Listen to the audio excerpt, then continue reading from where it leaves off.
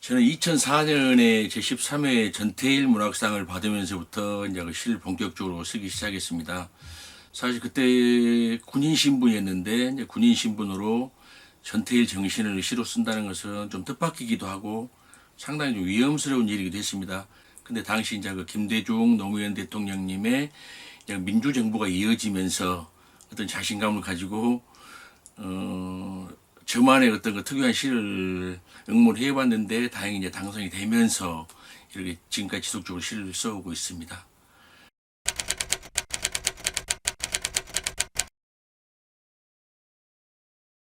최근에 알게 된 내용인데 저희 고향 의도가 상당히 역사적으로도 좀 의미가 있는 곳이더라고요.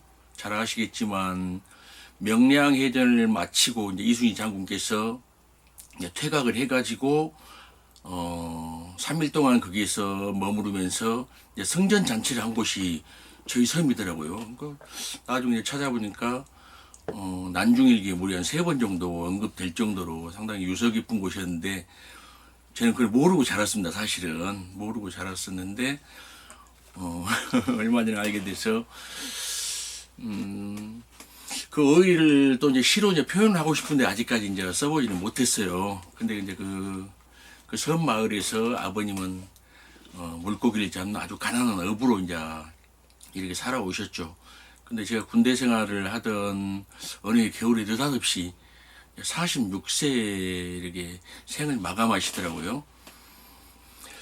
그래가지고 이제 아버님 돌아가시니까 어머님은 40대 초반에 이제 홀로 되셔가지고 그 어린 자식들을 건사하시면서 지금까지 살아오셨는데, 지금 이제 연세도 많아지시고 많이 편찮으신 데 많아가지고 제 마음도 아픕니다. 그러니까 거의 아버님의 한을 그대로 어머님이 이어받으셔가지고 이제 살아오신 거죠. 그러니까 아마도 제 시에서 어떤 서정성이 발견된다면 그 가난했지만 그 따뜻했던 고향과 가족들 그리고 형제 친척 이웃들이지 않았나 저는 그렇게 생각을 하고 있습니다.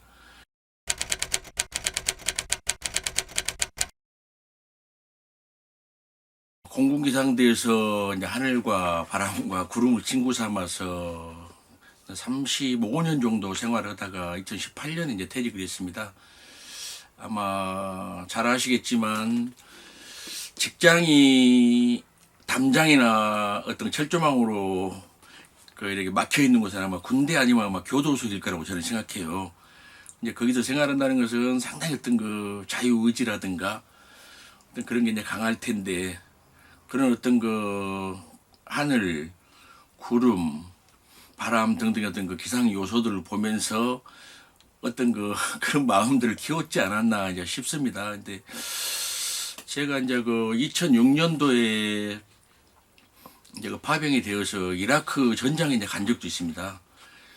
근데 그 피아가 서로 이런 막 그 총구를 겨누고 있는 그런 현장에도 바람이라든가 구름이라든가 그런 어떤 기상 요소들은 유효하게 이렇게 존재를 하더라고요. 그래가지고 인간들이 그어놓은 어떤 그 경계선에 이렇게 제한을 받지 않고 자유롭게 떠다니는 어떤 그 구름을 비롯한 어떤 기상 요소들의 그 어떤 그 상징이 너무 좋아서 이렇게 시를 쓰게 되지 않았나 이제 싶습니다.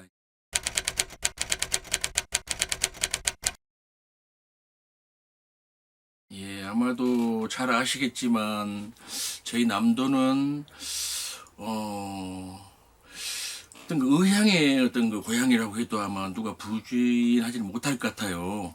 우리나라 그 큰 현대사를 보더라도 어떤 그 불이라든가 어떤 그 압제가 있으면은 가장 먼저 분노하고 가장 먼저 맞서 싸우는 지역이 아마 이 남도 아닐까 싶은데요.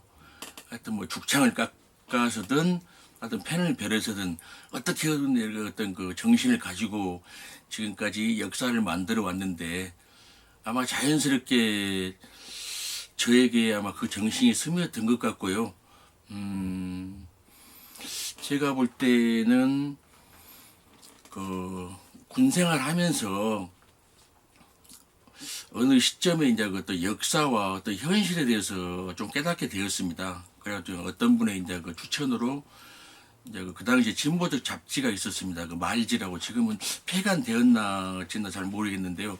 말지가 있었고 그 당시 한겨레 신문이 창간돼 가지고 막 어떤 그 민주적인 어떤 그런 역할들을 막 했었습니다. 군사 독재에 맞서서 그러면서 자연스럽게 저 어떤 그 저항 의식과 어떤 그 역사 의식, 현실의 인식이 이렇게 어떤 참여적인 어떤 그 시로 이렇게 형성이 된 것 같고 거기에다가 어떤 그 우리 남도만의 따뜻하고 어떤 그 아늑한 어떤 그 서정성들이 곁들여져서 참여적 서정시로 이렇게 어떤 혼합이 되어서 이제 어떤 그 시세계가 이루어지지 않았나 저는 그런 생각도 하여튼 해보고 있습니다. 근데 최근에 그 김미옥 선생님께서 어떤 참여적이면서도 진보적이면서도 어떤 따뜻한 서정성이 발견된다고 이렇게 평을 해주시더라고요. 저는 하여튼 그 평이 가장 마음에 들었습니다. 네. 봄이불 한 채. 대주 아파트 옆 외진 공터에 분홍색 봄이불 한 채 버려져 있다. 누군가의 마지막 몸을 추억하며 입동의 바람 앞에 웅크리고 있다.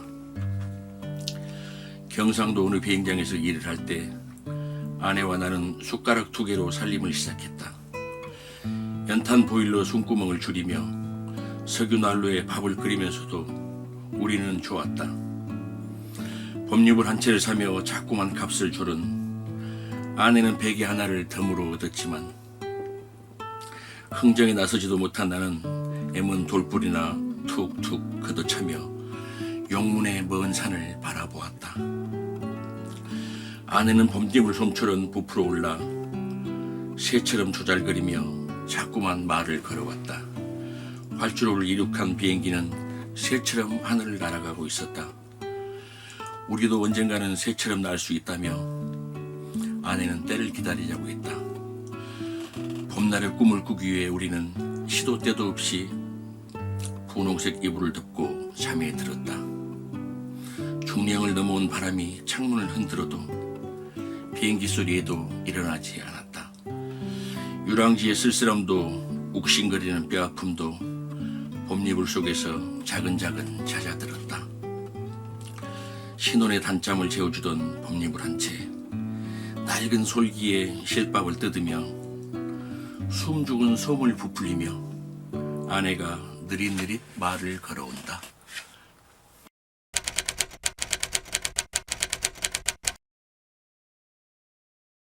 시집의 62쪽에 나와 있는 봄이불 한 채라는 시인데요. 사실 이때 저는 그 경상북도 예천이라는 비행장에서 기상 예보관으로 이제 군 생활을 하고 있었습니다. 그때 어떤 그 불의의 사고가 있어가지고 몹시 아팠던 적이 있는데 저희 아내가 이제 서울에서 직장을 다니고 있다가 이제 내려와서 이제 간호를 해주게 되었습니다. 그러다 보니까 이제 어쩌다 이제 그 예식의 기회를 놓쳐가지고 이제 동거부터 시작하게 되었는데요.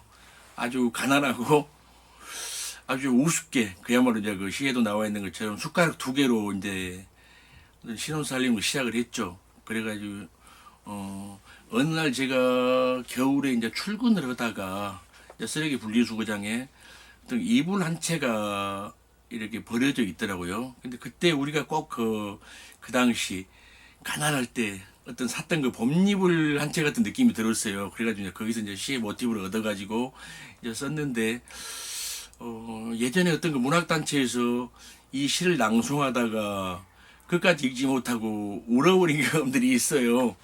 근데 집사람도 시집에서 이 시가 제일 좋다고 또 그러더라고요. 근데 같이 읽으면 이 실 끝까지 못 읽어요. 그때가 막 생각나가지고